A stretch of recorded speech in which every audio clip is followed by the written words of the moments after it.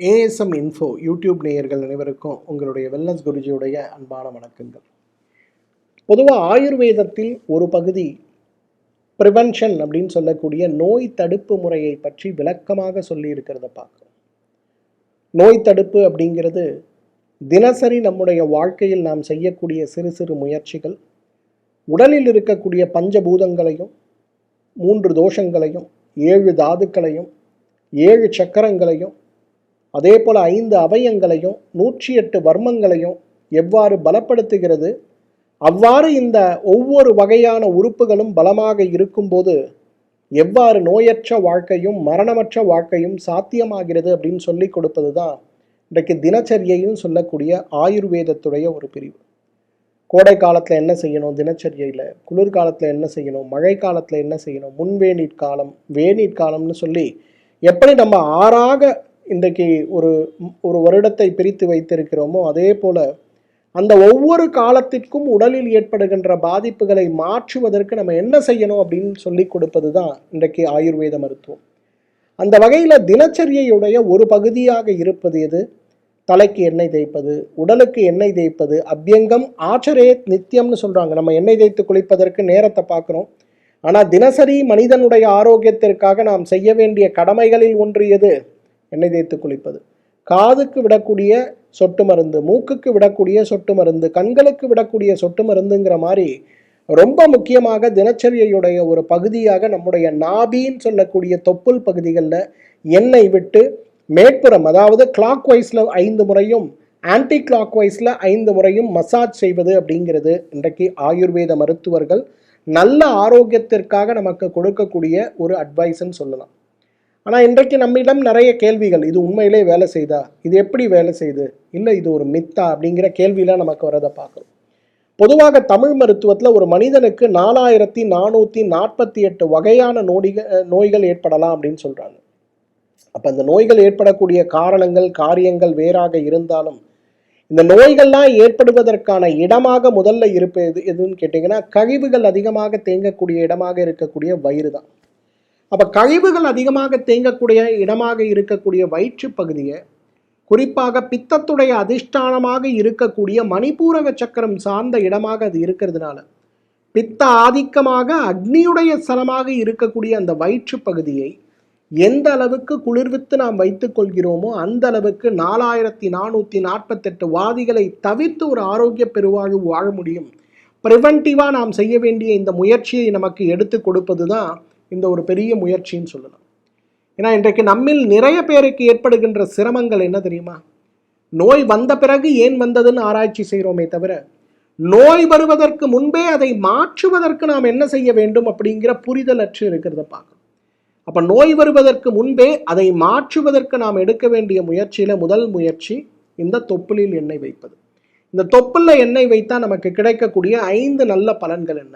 முதலாவது பலன், நம்முடைய உடல்ல இருக்கக்கூடிய அனைத்து உறுப்புகளுக்குமான ஆதாரமாக இந்த தொப்புள் குடியுடைய வயிறு பகுதி இருக்கிறதுனால, நாபி கமலம்னு சொல்லக்கூடிய இடம் இருக்கிறதுனால, அந்த இடத்திலிருந்து உற்பத்தியாகி உடல் முழுவதும் வியாபித்து இருக்கக்கூடிய நரம்புகளை பலப்படுத்தணும்னா உடம்புல இருக்கக்கூடிய நோய்கள் குறையுங்கிற ஒரு ஐதீகம். அந்த வகையில் அந்த நரம்புகளை பலப்படுத்துவதற்கு உதவி செய்கின்ற மிகப்பெரிய அருமருந்து பெருமருந்து எதுன்னு பார்த்தா நிச்சயமா இந்த தொப்புளில் எண்ணெய் வைப்பது.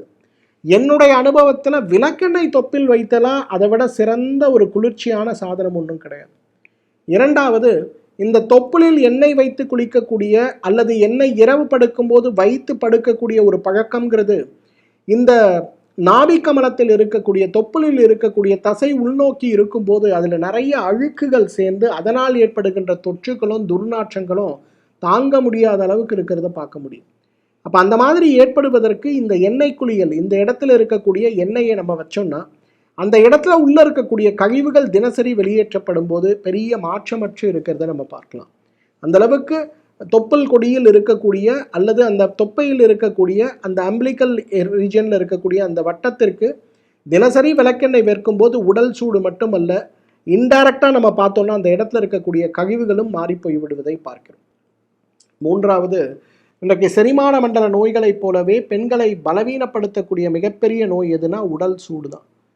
மாதவிலக்கு காலங்களில் ஏற்படுகின்ற உடல் சூடு, மாதவிலக்கு முடிந்து 14-15வது நாட்களில் கருமுட்டை முதிர்ச்சி அடையும் போது ஏற்படுகின்ற கடுமையான உடல் சூடு, இது எல்லாத்துக்கும் மேலே உடல் சூடு அப்படின்னு வரும்போது அந்த உடல் சூடை குறைக்க நம்ம என்ன செய்யலாம் அப்படின்னு வரும்போது நம்முடைய தமிழ் மருத்துவம் மட்டுமல்ல, யுனானி மருத்துவத்திலும் சரி, சீன மருத்துவத்திலும் சரி, ஏன் உலகத்தில் பாரம்பரியமாக இருக்கக்கூடிய எல்லா மருத்துவ முறைகள்லையும் சரி, உடனடியாக உடல் சூடை குறைக்கக்கூடிய மிக முக்கியமான வழியாக சொல்லி இருப்பது நம்முடைய வயிற்று பகுதியில் விளக்கெண்ணெய் வைப்பது தான். அப்போ அந்த அளவுக்கு உடல் சூடை கட்டுப்படுத்தக்கூடிய சக்தி இருக்க ஒன்றை தினசரி நாம் செய்யும் போது என்ன ஆகும், வளர்சிதை மாற்றத்தின் போதும் தினசரி நம்முடைய ஆக்டிவிட்டீஸின் போதும் நமக்கு ஏற்படுகின்ற அந்த அழுத்தங்கள் மாற்றமடையும், உடல் அவ்வளவு பெரிய மாற்றம் ஏற்படுவதை பார்க்க முடியும். நான்காவது நல்ல பயன் என்ன தெரியுமா?